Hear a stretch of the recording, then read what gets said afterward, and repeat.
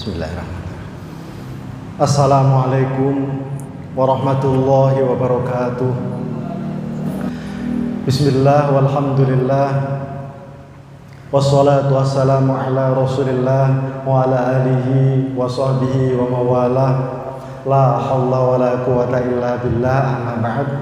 Hadratal mutaramin, para alim, para ulama, para bapak-bapak kiai ingkang minulya panjenenganipun Pak Yai Mustaghfirin, Pak Yai Mukhlas, Bapak Ibu piraos sedaya jamaah Masjid Baitur Rahman yang semoga selalu dirahmati oleh Allah, diberi kesehatan oleh Allah, dijauhkan dari segala mara bahaya, segala penyakit lahir, penyakit fisik maupun penyakit batin. Kita bersyukur kepada Allah bahwa setiap waktu Pak Mukhlas selaku Ketua Takmir selalu mengajak kita untuk menjaga kesehatan.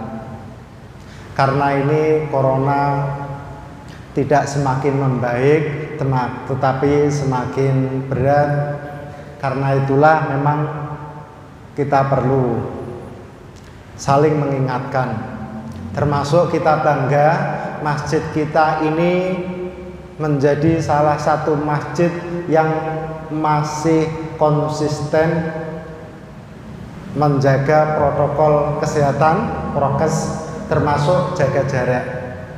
Semua orang itu punya pilihan, tetapi ketika kita punya pilihan jaga jarak dan itu tidak mempengaruhi apa-apa, monggo kita ikuti. Pilihan itu mempunyai konsekuensi. Pilihan itu mempunyai konsekuensi. Penyakit datang dari mana kita tidak tahu. Apakah kita yang membawa atau orang lain yang membawa. Nah, salah satu bukti konsekuensi saya ceritakan kepada panjenengan.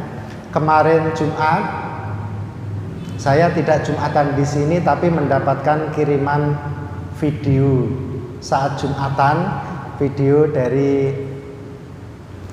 Pak Ashuri. Jadi saat Jumatan kemarin itu kan hujan, jadi di sana itu tetap ada yang sholat dan banyak. Karena apa? Karena mereka mempertahankan jaga jarak itu. Itu salah satu bukti pengamalan dari Al-Quran. Ati'ullah wa ati'ur rasul wa ulil amri minkum. Taat kepada Allah, taat kepada Rasulullah, dan taat kepada pejabat atasan kita. Konsekuensinya adalah saat hujan mereka kehujanan. Tetapi karena imannya itu yang kuat, hujan tidak masalah, wong sholat paling tidak lama. Kira-kira pikirannya seperti itu, dan saya melihat itu ikut bangga bahwa masjid kita itu jamaahnya ada yang luar biasa seperti itu. Ini salah satu kebanggaan, wujud ikhtiar kita, doa kita kepada Allah. Pertama. Yang kedua, yang intinya yang ingin saya ceritakan, saat hujan-hujan itu, begitu Pak Maskur Salam selesai sholat, matur suwun Mas. Saking Polres pundi niki? Nggih, matur suwun Mas. Begitu Pak Maskur selesai salam, itu sholat selesai, ternyata masih ada jamaah yang berdiri lagi untuk nambah 1 rakaat. Berarti dia ketinggalan. Nah, dia ketinggalan nambah 1 rakaat. Ini yang ingin saya sampaikan kepada panjenengan. Meskipun ibu-ibu ini tidak kewajiban sholat Jumat, ini ilmu, perlu juga diketahui. Sholat Jumat dengan sholat duhur itu tidak sama. Yang sama hanya satu, waktunya itu yang sama-sama sekitar jam 12. Selebihnya berbeda semuanya, termasuk prakteknya ini. Kalau sholat Jumat itu harus berjamaah. Kalau sholat 5 waktu, duhur, asar, maghrib, isya, subuh tidak wajib berjamaah, tetapi disunahkan. Nah, wajib jamaah dengan tidak wajib jamaah itu ada konsekuensinya, ada perbedaannya. Maka bagi panjenengan, para bapak, Pak Asrori mungkin, suatu saat kok ketinggalan Jumatan karena suatu hal habis tindak dari luar kota. Begitu sampai di rumah, di sini sudah iqomah. Iqomah langsung ngejar. Ternyata imam itu sudah posisi di berdiri untuk rakaat kedua. Maka Pak Asrori langsung bergabung. Ikut rakaat kedua. Imam salam, Pak Asrori cukup nambah 1. Berarti kan semuanya 2 rakaat. Nah, jamaah panjenengan itu dihitung mendapatkan 1 rakaat kalau menangi rukuk bareng imam. Ini titik poinnya nanti yang membedakan sholat Jumat dengan sholat selain Jumat. Kalau imam tadi misalkan ini Pak Yai Mustaghfirin, rakaat pertama kan pakai surat Al-Ma'un. Begitu misalkan saya datang, Pak Yai Mustaghfirin, wa yamna'unal ma'un, saya takbir, Pak Yai Mustaghfirin takbir untuk rukuk, kemudian saya ikut rukuk, maka saya mendapatkan 1 rakaat pertama itu. Pak Yai Mustaghfirin salam, saya tidak perlu nambah. Nah, kalau Pak Yai Mustaghfirin itu sudah sujud rakaat pertama, saya baru gabung, maka ketika Pak Yai Mustaghfirin salam, saya menambah 1. Itu kalau sholat selain Jumat. Tapi kalau sholat Jumat itu berbeda. Kembali contohnya Pak Asrori. Karena tindaknya jauh, kemudian di sini wes cepet-cepetan wudu, baju belum sempat ganti. Sampai di sini ternyata imamnya itu sudah sujud rakaat terakhir, bahkan tahiyat akhir. Maka Pak Asrori harus segera takbir Allahu Akbar, langsung ikut tahiyat akhir. Begitu imam salam, Pak Asrori nanti sholatnya tidak nambah 2 tapi 4. Itu kalau Jumat. Beda kalau subuh. Nah, sekarang Jumat kalau subuh sama-sama 2 rakaat agar nanti pembandingnya penak. Jadi kalau subuh Mas Marno ini terlambat. Begitu Pak Mustaghfirin rakaat kedua tahiyat akhir, Mas Marno ini gabung tahiyat akhir, Pak Mustaghfirin salam, maka Mas Marno nanti nambah 2 karena tadi belum dapat 1 rakaat. Kalau Jumatan nambahnya 4 Pak Asrori. Kenapa? Karena sholat Jumat itu wajib berjamaah. Pak Asrori itu belum mendapatkan 1 rakaat bersama imam. Seperti itu. Inilah kalau di dalam kitab disebut namanya sholla wala nawa, nawa wala sholla. Tuh. Niatnya Jumat, Pak Asrori ini niat Jumat, sholli fardhul jum'ati raka'ataini ma'muman lillahi ta'ala, Allahu Akbar. Imam salam, Pak Asrori langsung berdiri, nambah 4 rakaat. 4 rakaat itu sholat duhur namanya. Jadi niatnya Jumat tapi sholatnya duhur. Ini namanya nawa wala sholat. Niat Jumat tapi tidak sholat Jumat. Sholat wala nawa, sholatnya duhur tapi tidak niat duhur. Jadi karena sholat Jumat itu harus berjamaah, jamaah dihitung jamaah di dalam sholat Jumat itu kalau menangi minimal 1 rakaat bersama imam. 1 rakaat itu dihitung kalau menangi rukuk. Pak Asrori tadi tidak menangi rukuk sholat Jumat. Karena itulah sholatnya harus menjadi 4. Itu namanya sholat wala nawa, nawa wala sholat. Nah, ilmu-ilmu sederhana seperti ini perlu diketahui. Beberapa kali kalau jamaah di sini saya juga menyaksikan, maka ini saya sampaikan. Kalau saya sholat di sini terlambat, begitu rokaat pertama Pak Yai Mustafirin itu sudah rukuk, saya baru masuk ke barisan. Begitu saya seret di barisan, Pak Yai Mustafirin itu sami Allahu liman hamidah, rokaat pertama. Saya kan sudah siap, apa yang saya lakukan? Yang saya lakukan sebaiknya langsung bergabung. Usolli fardhul maghribi, Allahu Akbar, gabung dengan imam. Meskipun satu rokaat itu tidak dihitung satu rokaat. Begitu imam salam, saya nambah satu. Nah, ada juga yang tidak seperti itu. Jadi datangnya bareng dengan saya, daripada capek-capek ikut imam tapi tidak dihitung satu rokaat, mending nunggu. Baik, imamnya sudah sujud, duduk, sujud, Allahu Akbar. Setelah berdiri di rokaat kedua, baru gabung, Allahu Akbar.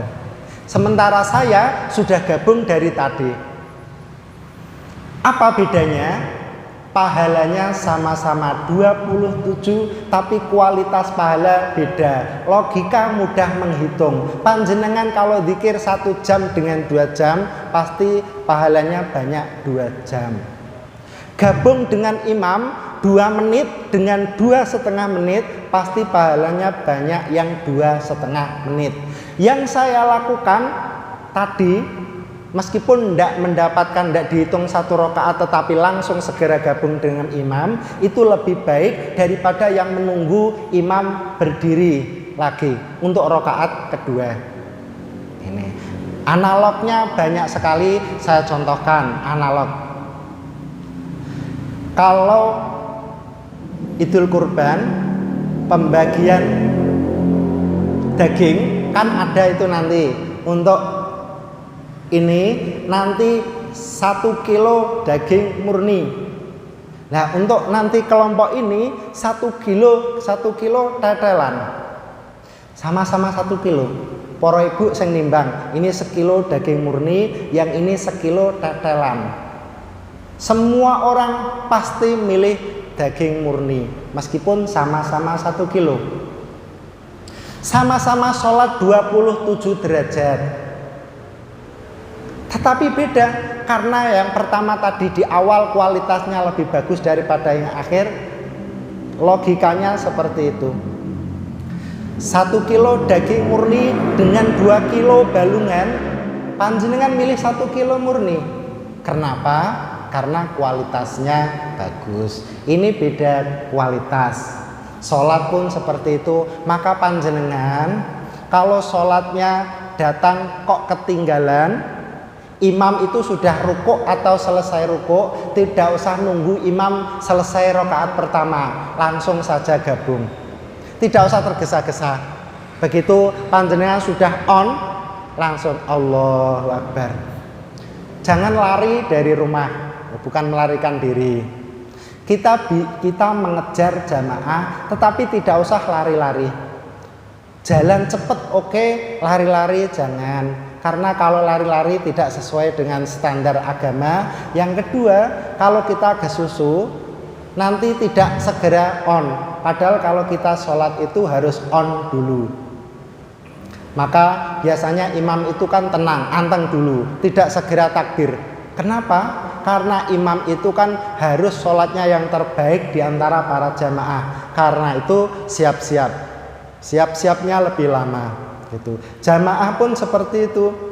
Jadi jangan sampai mengejar rukuknya imam, panjenengan mengorbankan kualitas takbiratul ihram. Ada cepat begitu masuk, Allahu Akbar. Padahal takbiratul ihram ini sangat krusial. Takbiratul ihram ini waktu akad kita dalam sholat.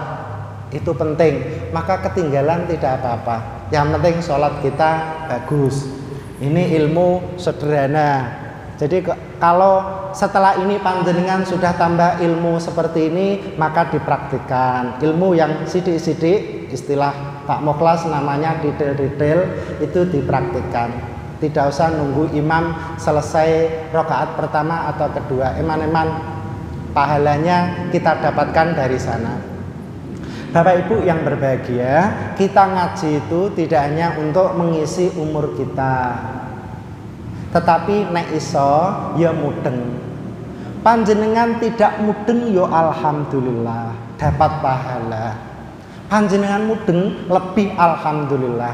Lah, mudeng itu gunanya adalah untuk diamalkan. Ngaji gak usah jauh-jauh. Ngaji di sini itu bisa ditelateni, di masjid sini banyak. Kalau sekali-kali ngaji jauh, sekali-kali. Maksud saya itu jangan hanya nyari jauh-jauh sementara yang di sini ditinggalkan, diabaikan. Di sana dan di sini podo-podo ngajine, ono Qur'ane, ono hadise, ono fikihe. Nek neng kene sregep, neng njaba sregep luar biasa. Nek neng njaba sregep, nek neng kene gak patek sregep, kuwi kurang pas. Ngoten nggih. Nah, derek wong dimudahkan oleh takmir itu, dimudahkan ngaji seminggu beberapa kali, sebulan beberapa kali agar kita nambah ilmu. Bapak Ibu sekalian yang berbahagia, panjenengan itu ilmunya sudah sangat banyak. Sudah sangat banyak. Pokoknya kalau yang diketahui itu diamalkan sudah luar biasa. Itu contoh ilmu syukur. Pokoknya berkali-kali bicara syukur itu tidak ada habis-habisnya. Syukur itu minimal lisannya. Kalau yang sederhana saja kita syukuri, maka yang besar-besar akan kita syukuri. Kalau panjenengan setelah makan kok membaca hamdalah, panjenengan itu tipe orang yang mudah bersyukur. Tapi umumnya lupa. Bismillahirrahmanirrahim. Syukur Allahumma barik lana fima razaqtana wa qina adzabannar. Makan. Begitu selesai sudah seret. Apalagi kalau makan sambil nonton TV, lupa baca hamdalah. Syukur itu ditandai dengan hamdalah. Maka begitu makan selesai, minum, langsung yang keluar dari lisan kita alhamdulillah. Lahnya yang panjang sambil dihayati. Alhamdulillah, itu sudah sangat cukup. Yang penting ada kualitas lisan dengan pikiran gabung, itu bersyukur kepada Allah. Jadi air itu masuk, dinginnya air itu masuk melewati dada, masuk perut, dingin seret. Alhamdulillah. Pengen rodok panjang, alhamdulillahirabbil alamin. Lebih hebat lagi. Pengen panjang lagi, alhamdulillahilladzi at'amana wa saqana wa ja'alana muslimin. Ndak harus panjang, tapi kalau panjang hafal malah bagus. Itu syukur. Masuk toilet berdoa, Allahumma inni a'udzubika minal khubuthi wal khaba'ith. Ya Allah, aku berlindung kepadamu dari kotoran toilet. Ada setannya di situ, setan laki-laki, setan perempuan. Saya berlindung kepadamu dari godaan setan itu.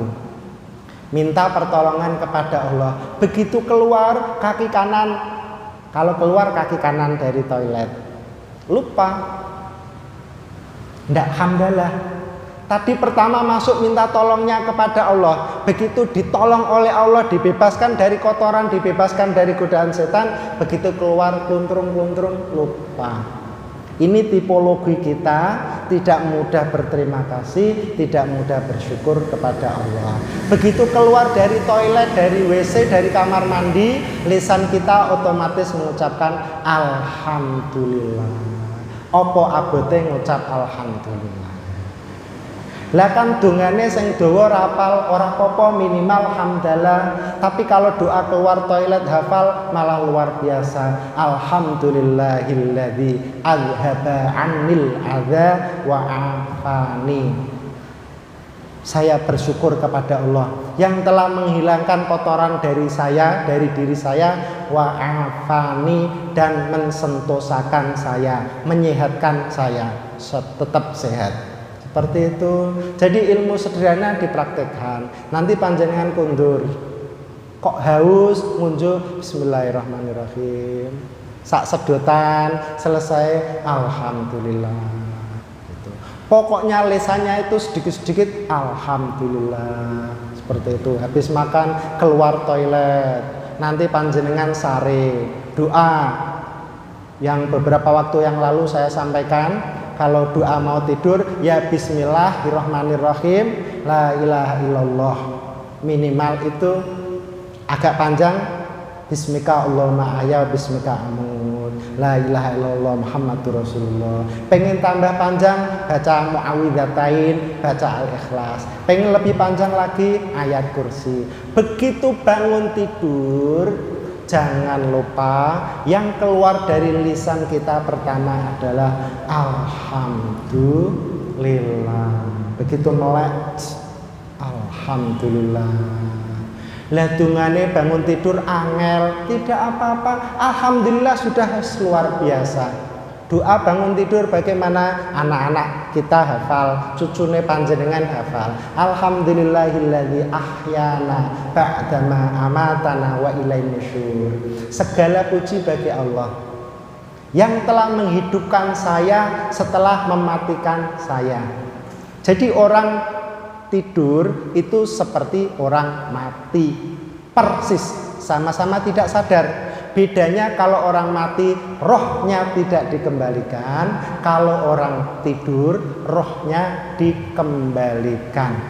Karena rohnya itu dikembalikan, maka kita bersyukur, berterima kasih kepada Allah. Alhamdulillah ije urip. Nah gitu hasilnya dalam kurung. Alhamdulillah ijek urip dina Rebo.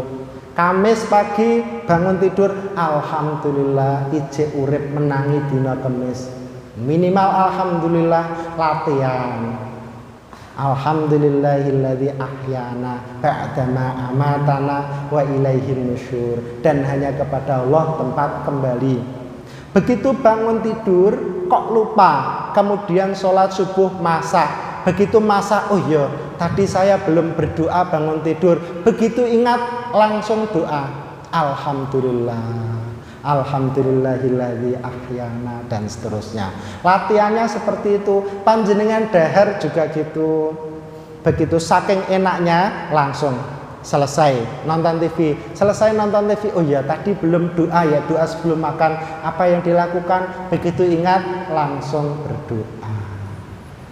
Doa itu tidak harus di awal, karena keberkahan itu kan proses. Panjenengan doa setelah makan tidak masalah. Allahumma barik lana, sudah masuk di sini 1 jam baru berdoa tidak apa-apa. Allahumma barik lana fima rozaqtana, ya Allah berkailah rizki yang engkau berikan kepadaku, utamanya rizki yang masuk ke perut.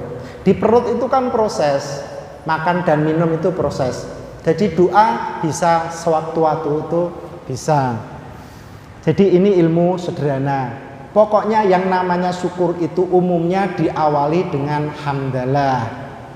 Bangun tidur, alhamdulillah, itu syukur. Keluar dari toilet, alhamdulillah, itu syukur. Habis makan juga alhamdulillah, itu bentuk syukur. Kalau hal-hal yang sederhana itu bisa kita praktikkan, sudah panjenengan hidupnya pasti enak. Pahala melimpah. Sholat 5 waktu full. Kemudian satu lagi, panjenengan sudah hafal zikir begitu banyaknya, hafal doa begitu banyaknya. Para kiai nek ndonga kuwi dawa-dawa, panjenengan durung karuan apal. Gak usah kangelan ngapalno sing dawa-dawa, ben sing dawa-dawa iku para kiai. Jenengan donga sing endek-endek tapi mentes. Iso mentes nek panjenengan mudeng. Ya, setelah sholat yang panjenengan baca itu sudah luar biasa kalau panjenengan mudeng artinya. Saya contohkan satu saja. Setelah istighfar panjenengan baca Allahumma antas salam. Ini ajaran akhlak yang luar biasa. Allahumma antas salam itu kalau ditulis itu berbaris-baris, tapi inti doanya hanya ada 2. Diawali dari Allahumma antas salam. Ya Allah, engkaulah zat yang maha damai. maha selamat. Wa minkas salam, hanya dari mula segala kedamaian, segala keselamatan. Wa ilaika ya'udus salam, dan hanya kepadamu keselamatan itu kembali. Nah, setelah 3 pendahuluan baru kita pada inti doa. Fahayyina rabbana bisalam. Setelah memuji-muji kepada Allah baru kita berdoa. Fahayyina rabbana bisalam, panjenengan eling-eling. Fahayyina rabbana bisalam itu artinya, ya Allah, hidupkanlah saya dalam keadaan damai, dalam keadaan selamat. Damai itu di hati, selamat itu biasanya di fisik. Salam itu artinya damai, selamat, tenang, tentram, itu salam. Fahayyina rabbana bisalam, maka ya Allah, hidupkanlah dalam keadaan damai. Panjenengan damai, keluarga damai, dengan suami istri rukun, itu namanya salam. Salam itu damai karena panjenengan rajin berdoa, akhirnya Allah mengabulkan. Suami istri meskipun beda pendapat tapi tidak sampai terjadi pertengkaran. Dengan anak, dua anak rodok pola tetapi tetap nurut, itu namanya fahayyina rabbana bisalam. Doa berikutnya yang lebih luar biasa adalah setelah kita hidup di dunia itu damai, tenang, ibadah tenang, berkeluarga tenang, bermasyarakat tenang, maka doa berikutnya adalah wa adkhilnal jannata. Di dunia tenang, besok di akhirat ya Allah, masukkanlah saya ke dalam surga. Surga itu Darussalam, kampung damai. Jadi di akhirat hanya ada 2, kampung ribut dan kampung damai. Kampung ribut itu neraka, kampung damai itu surga. Wes pol, panjenengan nek mudeng atine kuwi gak usah ndonga liya-liyane. Gitu, gak usah ndonga liya-liyane. Seandainya doa itu tidak perintah Allah, seandainya kita tidak diperintahkan berdoa, tidak diperintahkan oleh Rasulullah untuk berdoa, maka doa itu sudah cukup. Di dunia damai, di akhirat masuk surga. Gak usah njaluk liya-liya. Tetapi karena kita itu diperintahkan doa, maka kita doa. Doa itu semakin ritik, semakin bagus. Semakin banyak doa itu semakin bagus. Semakin banyak doa bukan menunjukkan kita itu rakus, tetapi itu menunjukkan bahwa kita itu lemah, Allah Maha Kuasa. Berarti kalau kita doa hanya minta 2, sementara yang lain minta 20, itu bagus yang 20. Berarti menunjukkan bahwa dia tidak bisa dalam hal 20. Begitu. Tetapi panjenengan kalau belum mampu doa panjang, tidak usah kangelan yang panjang-panjang, yang pendek-pendek itu tapi mentes. Jadi nanti sholat isya kalau panjenengan baca Allahumma antas salam, yang saya terjemah tadi panjenengan pikirkan Allahumma antas salam wa minkas salam wa ilaika ya'udus salam fahayyina rabbana bisalam. Itu intinya doa. Ya Allah, hidupkanlah saya dalam keadaan damai, tentram, bahagia. Wa adkhilnal jannata, dan masukkanlah saya ke dalam surga Darussalam, kampung damai. Tabarakta Rabbana wa ta'ala ya dzal jalali wal ikram. Itu penyempurna doa. Pun panjenengan doanya yang sederhana seperti itu, sederhana tapi mentes, itu luar biasa. Timbangannya panjenengan dawa-dawa gak mudeng. Nek Pak Yai Mustafirin doane dawa mudeng bagus. Kita doa dawa-dawa gak pakai mudeng, mending pendek tapi mudeng. Lebih baik dawa mudeng, tetapi kalau dawa gak mudeng, pendek mudeng, ya sudah seperti itu. Bapak Ibu, mudah-mudahan kita dijauhkan dari penyakit hati, penyakit fisik, kita sehat, sregep ibadah, sregep melaksanakan perintah Allah, menjauhi larangan Allah. Wabillahi taufiq wal hidayah. Wassalamualaikum warahmatullahi wabarakatuh.